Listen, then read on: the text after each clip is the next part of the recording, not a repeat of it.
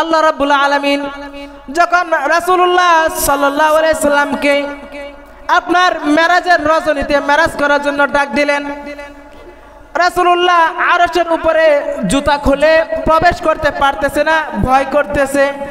আল্লাহ রাব্বুল আলামিন বললেন, হে দুষ্ট, আপনি কেন আসছেন না?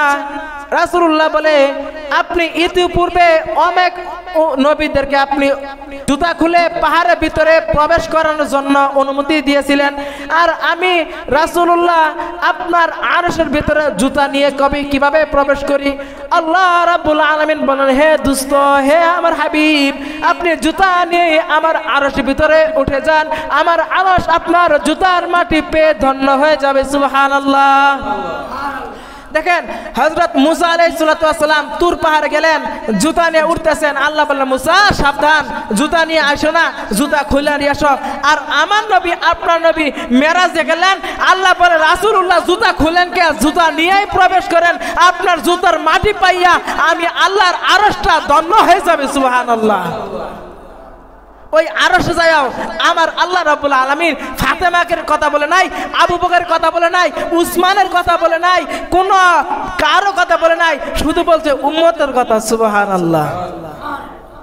নামাজ দিয়েছিল 50 ওয়াক্ত, কয়েক তো 50 ওয়াক্ত। রাস্তার ভিতরে মুসার সাথে দেখা, মুসা কয়, আমার উম্মতের বয়স ছিল 2000-3000 বছর, তোমার উম্মতের বয়স থাকবো 60 বছর, কেমন করে সম্ভব?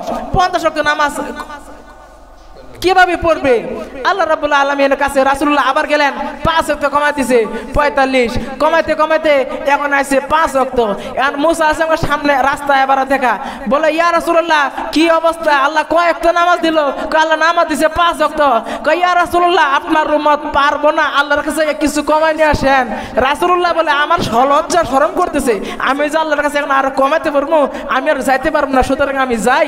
আল্লাহ রাব্বুল আলামিন বলেন, ইয়া রাসূলুল্লাহ যেই সমস্ত উম্মতেরা 5 ওয়াক্ত নামাজ পড়বে, দিনের রোজা রাখবে, সাদকা করবে, আমি আল্লাহ রাব্বুল আলামিন তাদেরকে জান্নাত দিয়ে দেব। সুবহানাল্লাহ।